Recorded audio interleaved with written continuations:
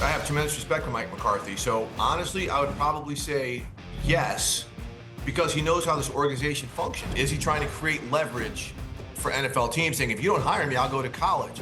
Well, from people I speak with, they're like, go. Bill Belichick is used to answering to Bill Belichick. Who is your MVP as we speak? I would say Josh Allen right now, but I'm with you. We've got 4 more weeks of football left to play. Are they back in the Super Bowl this year? Are they winning the Super Bowl this year? I do think they're back in the Super Bowl. Honored now on talkSPORT Endzone to be joined by one of the most respected NFL reporters, not just in America, in the world. He's been doing this for a very long time. He'll let you know where to follow him on Twitter. He is a chief national reporter for NFL Network, NFL.com. Steve, it's an honor to have you on. How you doing, man? Oh, I'm doing great. It's an honor to be on. I really appreciate you thinking of me. Ready to have a little fun, talk a little NFL. So let's get to it. Yeah, we dealt with Kurt Warren earlier in the year, and obviously Kurt does a lot for the program. I know some of your other colleagues, so we can kind of get into the entire league on here. And last night you were part of some of that madness, right, with the Cowboys that never seems to end. Number one, the last time we saw Micah Parsons, he was almost crying on the sideline, walking off the field early. To me, that almost seems symbolic of where this Cowboys season has gone this year. What did you see watching that game, and especially, Steve, how that game ended? Well, look, I can understand Micah's frustration. It was a thing where things have not gone as well this season as they had hoped, and they really played a good game, right? Even though neither of these teams are probably going to make the playoffs, the Cincinnati Bengals, they're hanging 35 points on almost everyone they play. The Cowboys defense kept them in check, held them to about 20 points at the time. And then there is the most basic special teams blunder where they block a punt and had the coverage team just stayed away from the ball. Dallas would have recovered that ball, taken possession in territory where to kick a field goal. But one of the players goes and touches it, doesn't secure it. The Bengals recover it. 3 plays later, they're in the end zone. Dallas loses at home. That's the staggering thing. They're 1-6 at home. Incredible. That's awful. You're supposed to have home field advantage. So you understand why the players are frustrated. Like, what can we do right to make this happen? And this was just more salt in that big wound. It's been the Cowboys season. So I know my answer to this, but I want to get your answer because you cover the league. You're talking to people. You have colleagues who are in the mix. You know, you have different coaches and assistants and players on your program all the time. Obviously, you are the league's channel. So I'm just going to ask you the question.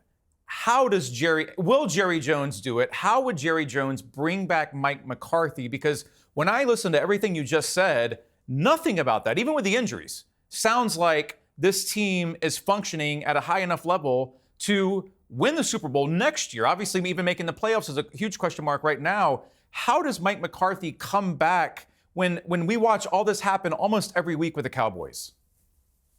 Well, because in the previous 3 seasons, they won 12 games. Did Mike McCarthy all of a sudden forget how to coach? Part of this, if you're gonna make a complete overhaul, and again, I think Jerry Jones does make a coaching change. I'll put that out there. But Jerry Jones has got to take part of the blame for this. He waited until right before training camp to sign Dak Prescott, so his salary went up because a bunch of other quarterbacks got paid to drive up the market. He waits until right before the season to sign wide receiver CeeDee Lamb. Same thing happens. The floor for the big money goes up and up and up as all these guys get paid. So then he says, okay, we don't have the money to go out and sign a running back like Derrick Henry. Well, Baltimore did, and look what he's doing for the Ravens. They had other opportunities to fortify this roster, and they didn't.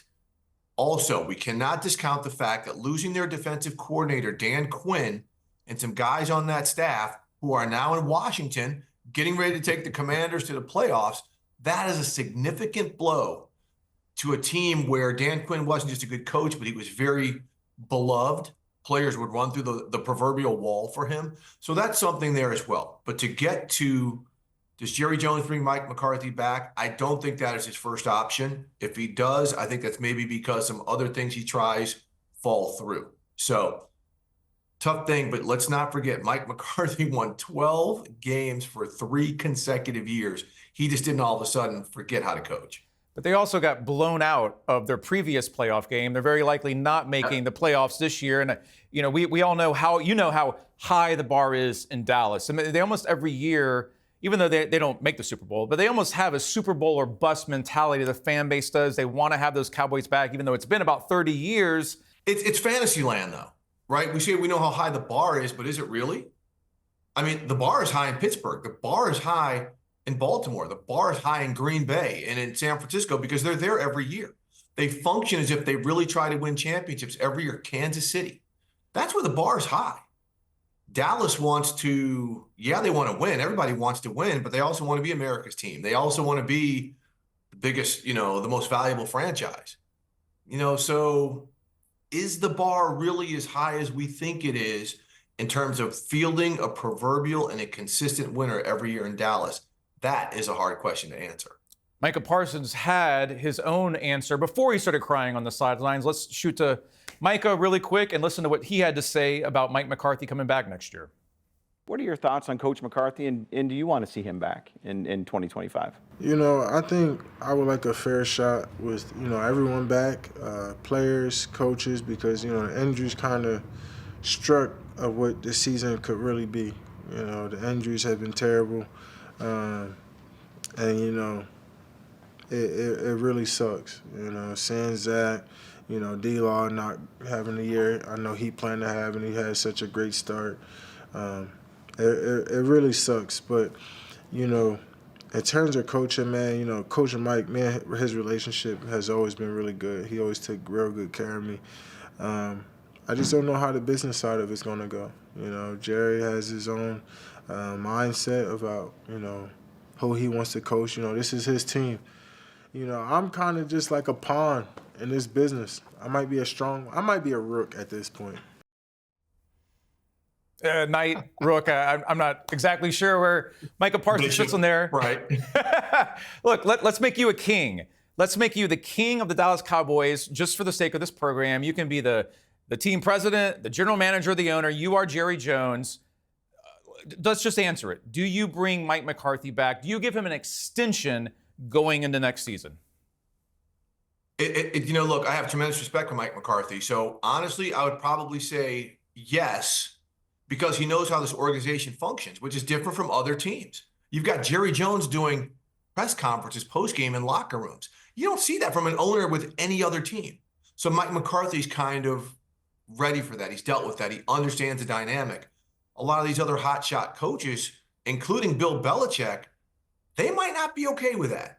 So again, I would probably, if I'm assuming, I might look at some other candidates to see if they can relate this and that. But I would not necessarily, I know I'm hedging here because I have so much respect for Mike McCarthy, saying he's got to go. Because like Micah Parsons just said, I don't think Mike McCarthy necessarily is the reason, but a lot of times good coaches get fired when they aren't necessarily the reason. Change isn't a bad thing, but this organization is run differently than any other in the NFL. So you have to have a coach who's going to accept the dynamic of an owner / GM being the voice of the team instead of the head coach being the voice of the team. I would have maybe had Dan Quinn. Dan Quinn, you mentioned earlier, done a very nice job in Washington with a rookie quarterback. Dan Quinn, if Mike McCarthy's not going to win you a Super Bowl, maybe Dan Quinn could have taken you to the next step. But you mentioned Bill Belichick. What in the world? Yeah. What in the world, Steve? And let's not get into the off-the-life stuff. What in the world is going on with Bill Belichick? Can you explain this? Because we could be recording this right now live, and we find out 2 seconds later that Bill Belichick's taken the job at North Carolina. Not Alabama, not LSU, not Tennessee, not Oregon, North Carolina. It also feels like the whole thing could be a charade, and he's trying to draw attention from the NFL, talking to your people, hearing everything around the league. What is Bill Belichick thinking? What is his master plan right now? And a lot of it is exactly what you said. Is he trying to create leverage for NFL teams, saying, if you don't hire me, I'll go to college? Well, from people I speak with, they're like, go. It's going to be like last year when it comes to Bill Belichick, because there may be a short list of teams, be it Dallas, be it Jacksonville, who one will pay him but two, give him the type of control that he had in New England. You have to understand, he ran every aspect of the football operation and some of the business operations. And a lot of these owners are not going to cede that type of authoritarian control to what they have in their buildings. Maybe a team like Jacksonville needs to try that because they've tried everything else and it just really hasn't worked. But in terms of Belichick exploring the college opportunity, to me, that says a guy just really wants to coach. I don't think he fits with today's college functionality. He talks about, hey, I can run it like an NFL team. They're already to some degree being run like NFL teams where you're having to pay players. This NIL thing, this name, image, and likeness deal, you're dealing with actual agents who are brokering the types of money that players get paid, where the money comes from. You have to deal with so much. People say, oh, he can't go out and recruit. He won't need to go out and sit in a kid's living room and recruit. Deion Sanders doesn't go out to Colorado and recruit kids. He doesn't go to homes. He doesn't necessarily need to do that. But every other function, Bill Belichick is used to answering to Bill Belichick. When you have to answer to a board of directors and boosters and these maniacal collegiate fan bases, that is something that would be different for him.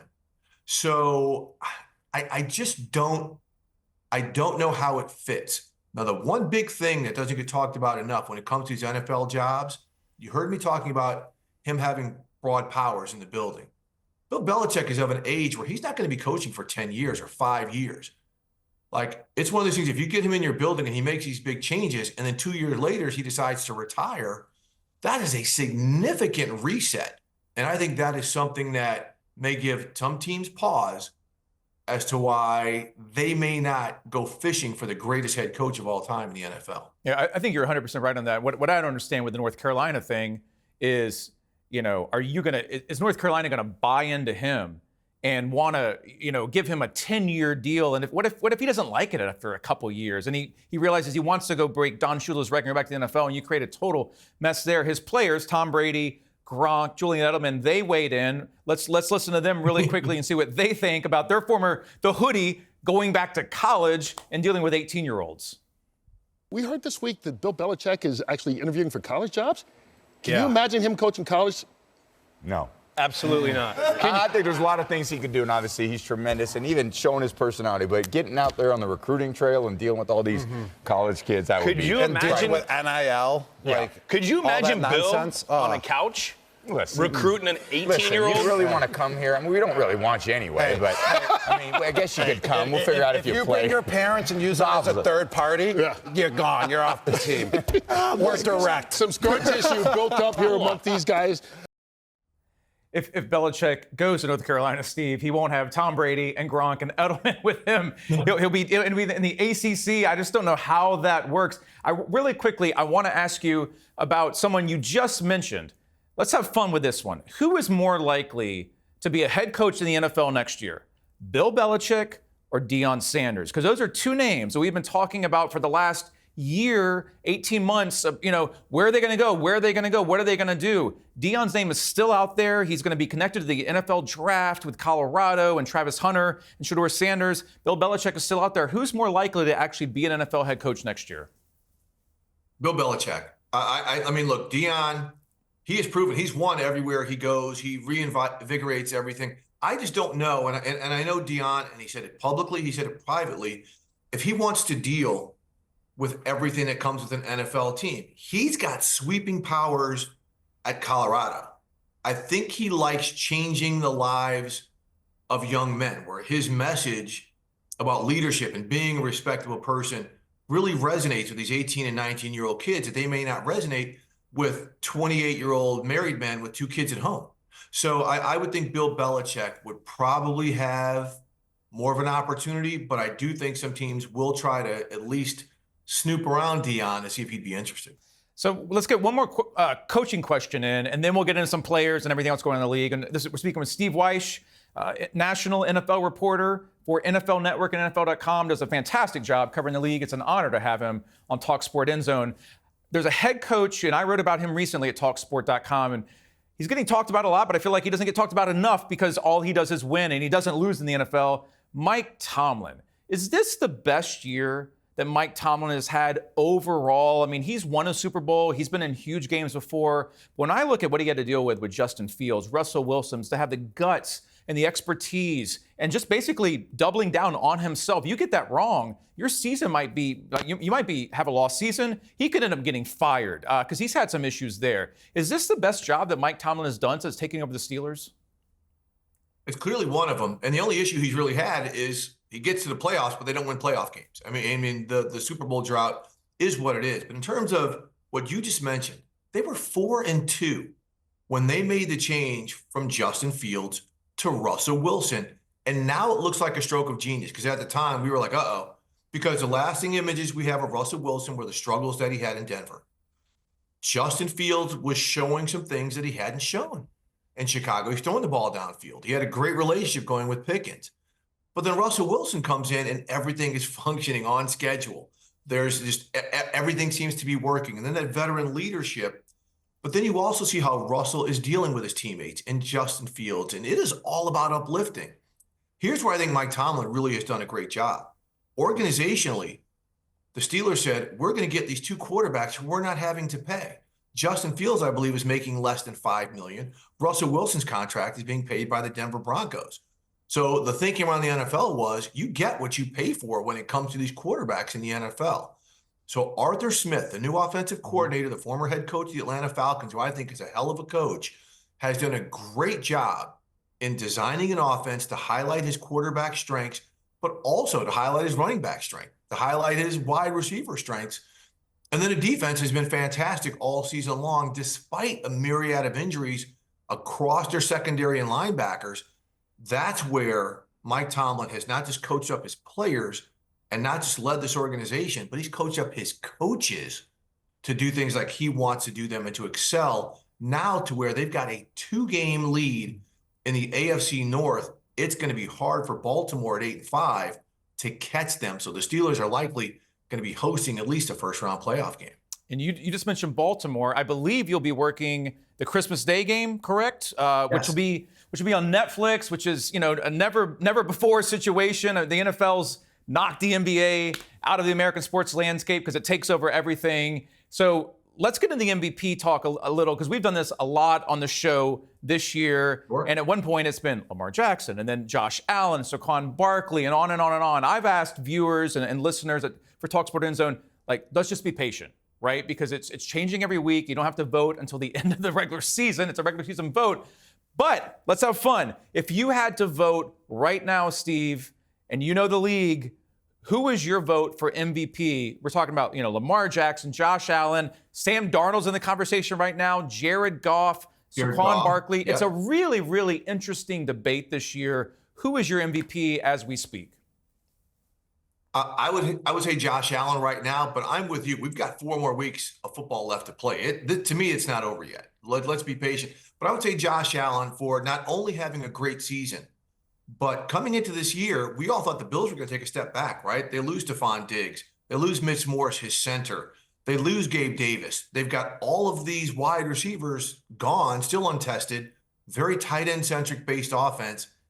And he comes out and kills it. The Bills are one of the best teams in the NFL. They've exceeded expectations. Their passing game has been readjusted, and he looks better than he's ever looked. That's why I would give him the edge right now. I still think Lamar Jackson's got time to get back into this race. And Saquon Barkley, if he goes over 2,000 yards rushing, that's going to be very hard to overcome just because we don't see running backs do that anymore, because we don't see the singular running back get that many opportunities to make those types of yards and have that type of overall production. You think just like I was saying last week, Josh Allen, the week before Josh Allen, of course, they blow it against the Rams, but he put up monster numbers. All right, we'll get you out of here on this one really quick. Yeah, really quick. Let's watch Andy Reid react to the Kansas City Chiefs barely winning another game.